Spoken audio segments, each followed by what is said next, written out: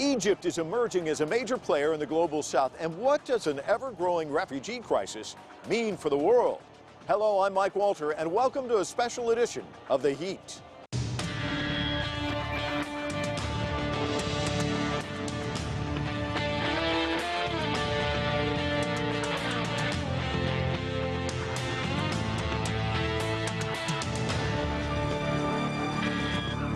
Nearly 110 million.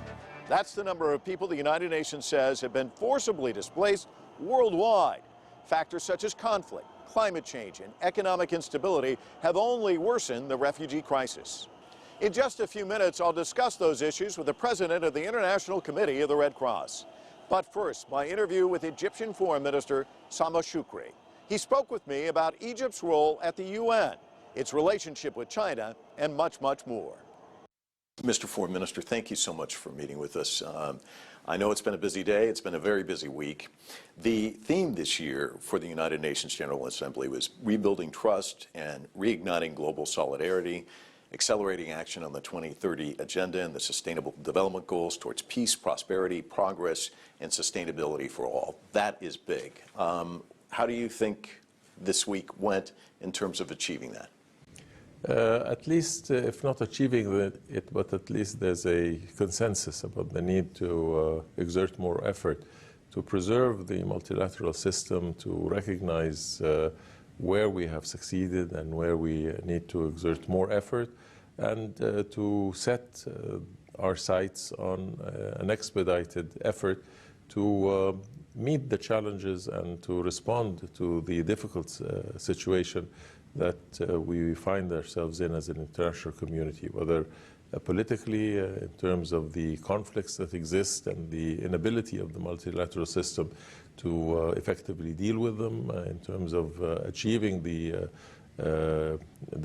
Sustainable Development Goals, and the fear that many countries are not going to be able to hit the targets that they set out to achieve, but also dealing with the current economic environment and what was initiated in COP27 and in the other Global South multilateral formats related to the need to reform the international financial system, the burden of debt on many of the developing countries.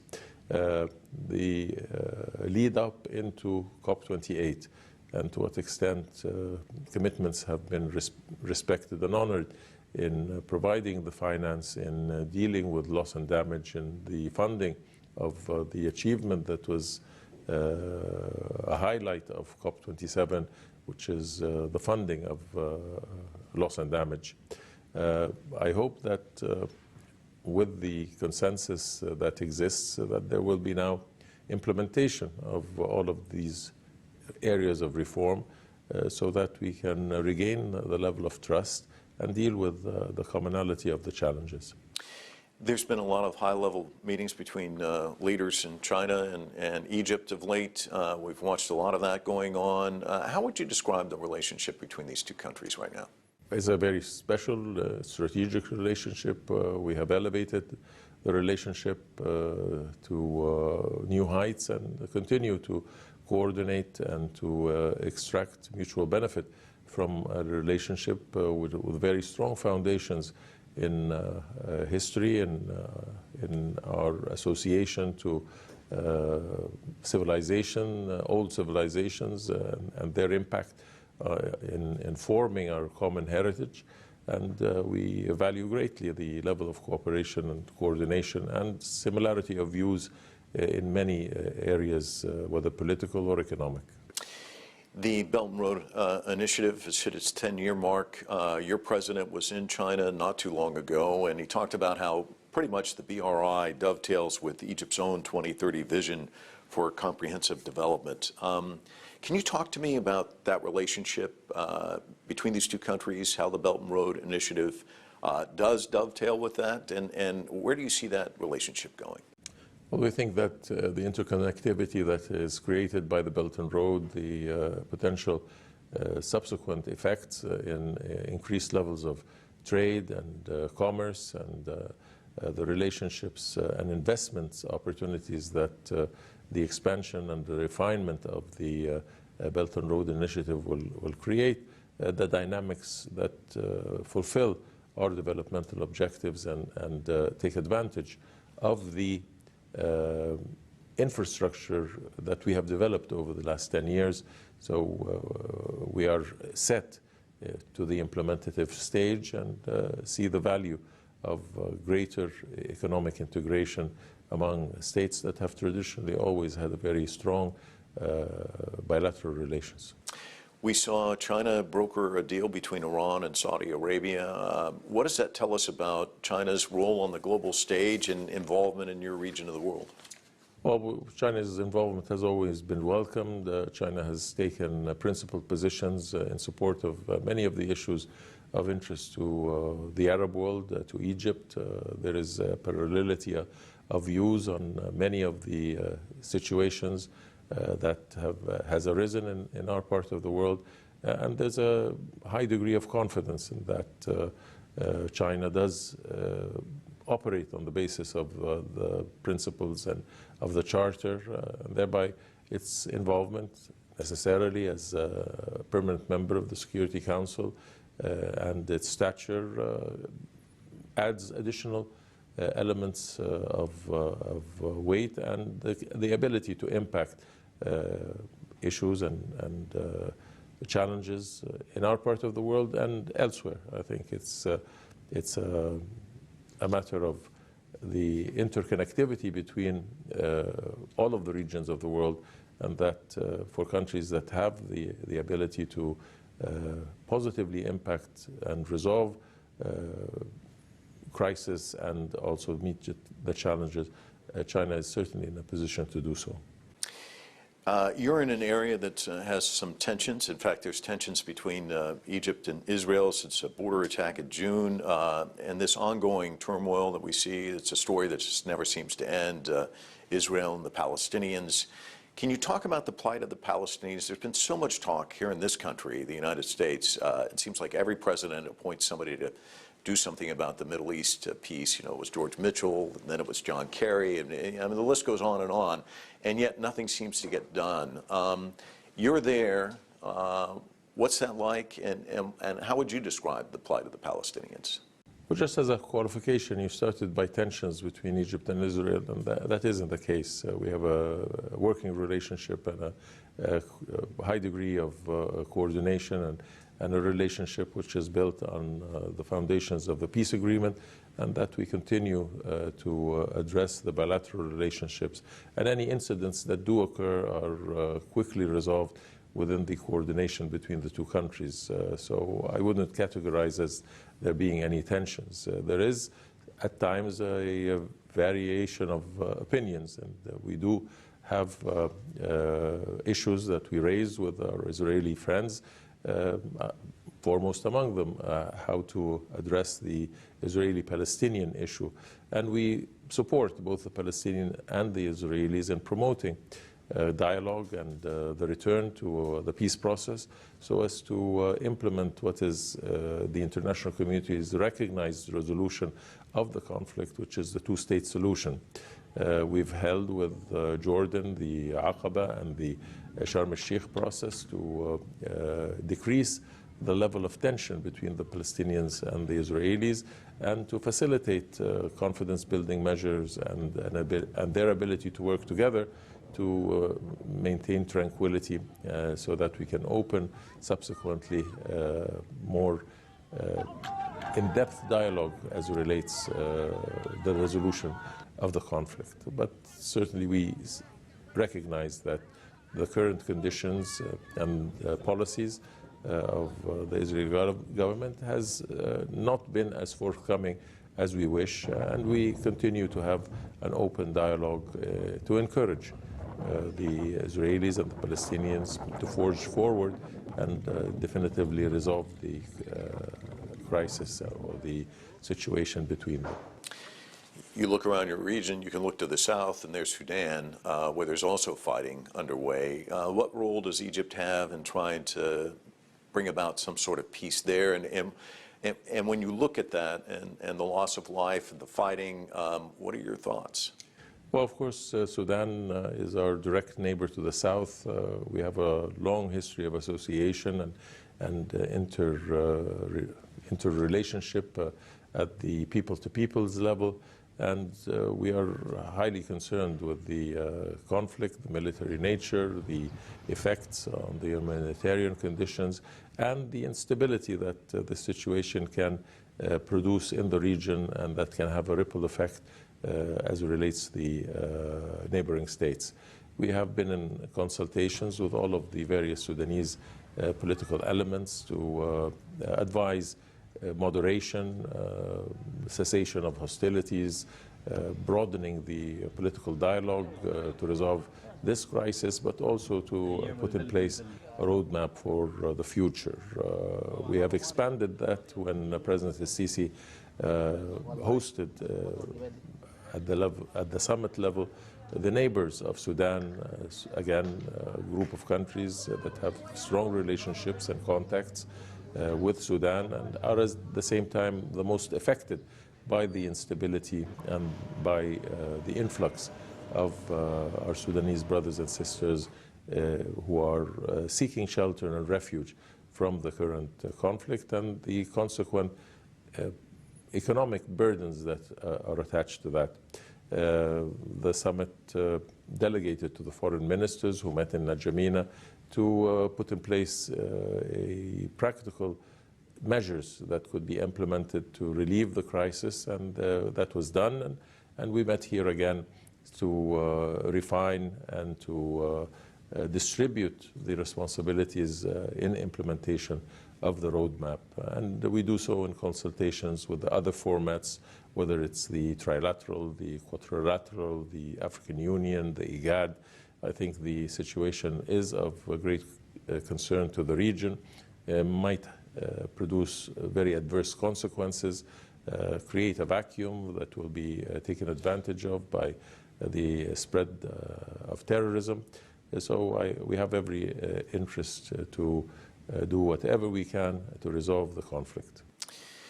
But regionally, when you look at your map and your neighbors, I mean, you can look to the other side. Here's Libya. There's still fighting going on there. There's instability in Chad. Not too far from you is Yemen, where there's a civil war. You're involved in the business of dialogue and trying to bring people together. And so talk to me about the region. Are there areas where you see some glimmers of hope, or how do you view things? Well, maybe the glimmer of hope is that Egypt, stable, is on a road of renewal. It has achieved a great deal within this last 10 years in stability and engagement with its neighbors, and being able to have a wide and broad associations regionally and internationally to benefit its developmental objectives, but also to forge better understandings and a more stability and security. And we will continue to play, this is a traditional role in helping to resolve conflicts, in addressing the issues that exist practically and objectively, with a view of regaining the equilibrium that unfortunately has been lost over the last decade or two. We see the fragmentation, the implosion of the state system, which is the guarantor of the provision of the will of various peoples, whether in Libya, in Sudan, in Yemen, anywhere else where we need to regain the credibility of state institutions and provide them the ability to respond to the needs and aspirations of their people in collaborations with their partners, and whether at the regional or international level. We've talked a lot about your region and the fighting, but it seems like when you look at the headlines, what's really captivating most of the audience in the world is what's happening in Ukraine, the fighting there. Clearly, your government has a non-involvement policy with regards to Ukraine, but it's created global divisions. It's sparked high inflation, food insecurity. I'd like to get your thoughts on what's happening in Ukraine and its impact on countries like yours.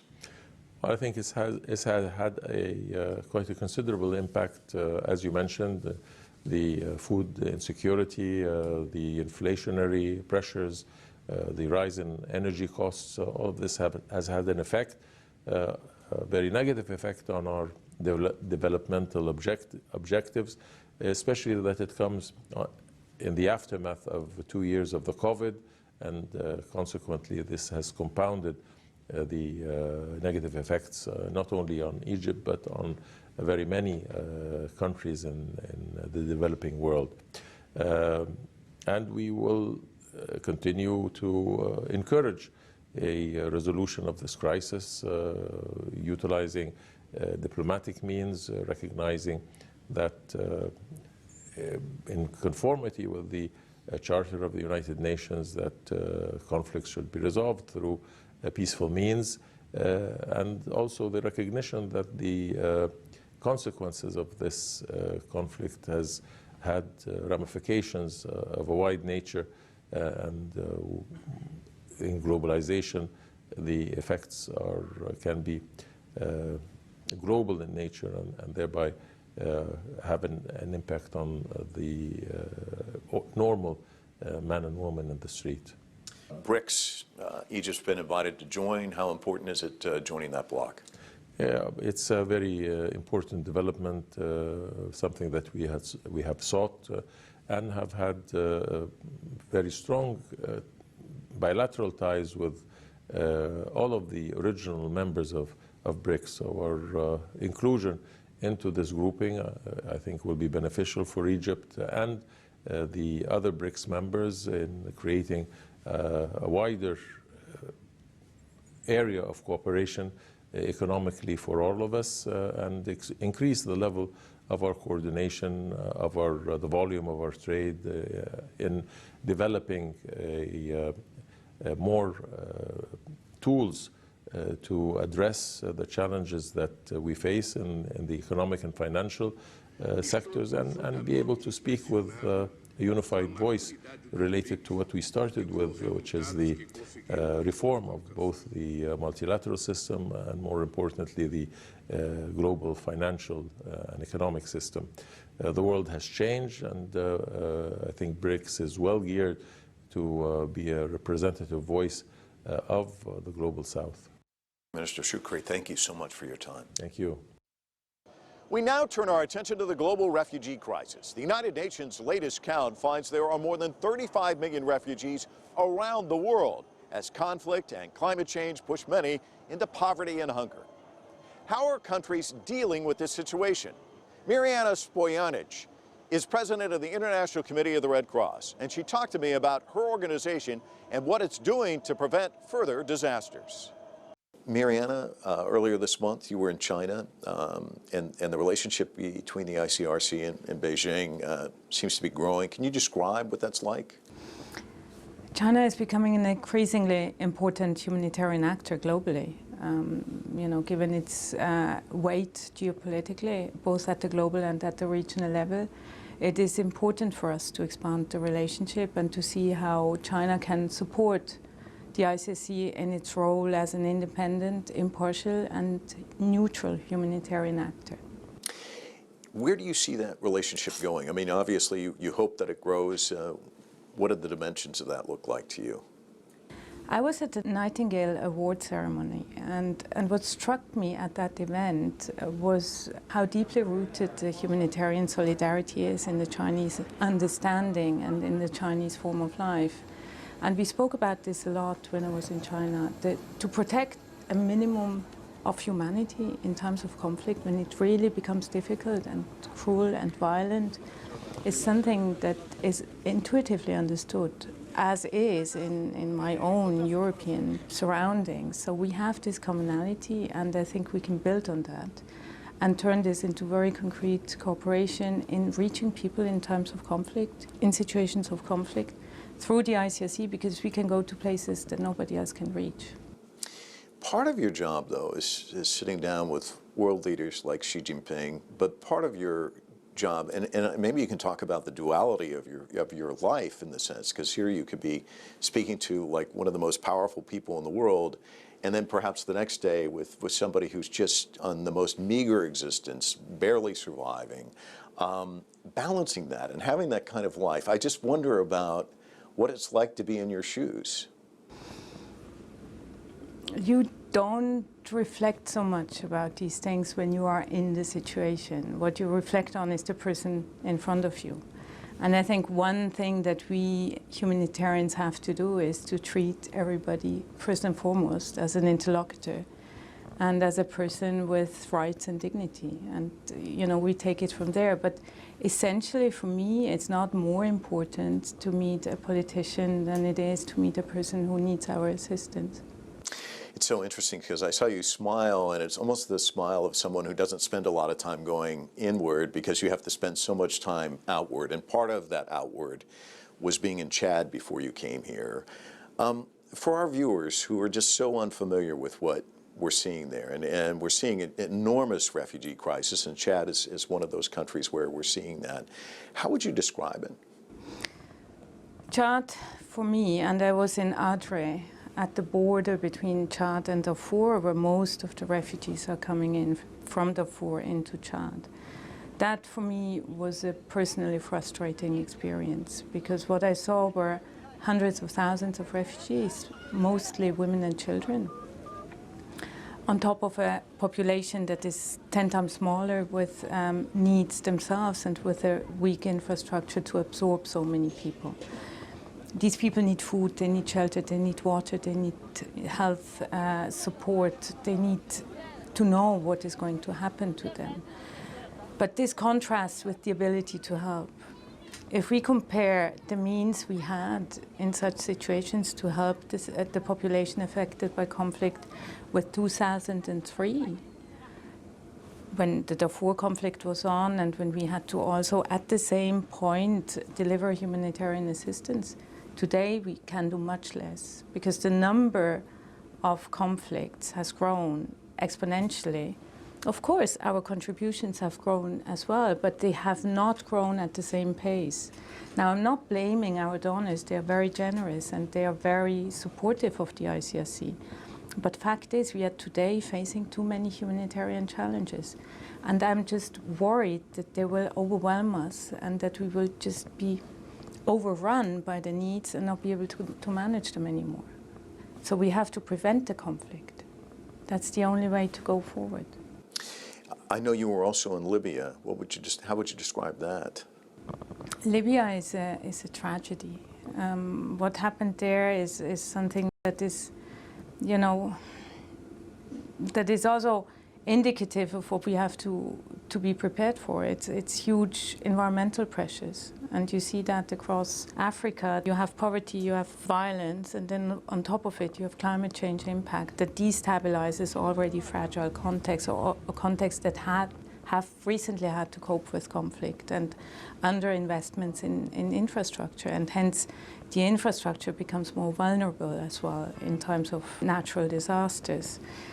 We are delivering assistance. We are delivering medical assistance through the National Red Crescent Society, but also food assistance at the moment, but unfortunately also means to bury the dead, which is very, very sad. But this is also something that concerns us, the impact of climate change on humanitarian situations. Well, extend that out, because when you think of climate change and you think of, you know, droughts and food insecurity and all of those things, that can also fuel even more conflicts, right? Which it kind of becomes like this self-fulfilling prophecy, right? It's a deadly circle and a deadly dependency that aggravates year by year the situation. If you go to the Sahel, I was in northern Mali weeks after I took office in October last year. You see children that have never seen a school and will never see a school from the inside. And you're building a generation that hasn't been to school and that will not be able to be resilient enough in this environment where problems are increasing and not decreasing. Here in New York this week, we spoke a lot about the relationship between politics, development assistance, and humanitarian assistance. They are all mutually reinforcing, but without politics, without dialogue, without peace agreements, we will not be able to have development assistance at significant levels and be able to stabilize. And as long as these two pillars don't work, the humanitarians won't be able to fix it. We come in to help the people in their immediate needs, and then we stay much longer than we want to because we have to help the people. But we can't fix the economy. We can't fix politics. This has to be done at the same time as we deliver humanitarian assistance. Everything you've just described indicates a very difficult job. But then I think about the other dimensions, whereas you know, back in the old days, it seemed like, you know, as ridiculous as this sounds, it seemed like it might be a country pitted against another country at war, but they kind of adhered to certain rules of the road. Now you see hospitals that are bombed, but you also see non-state actors involved. I mean, it's far more complex, isn't it? I mean, it's a difficult landscape to try and navigate.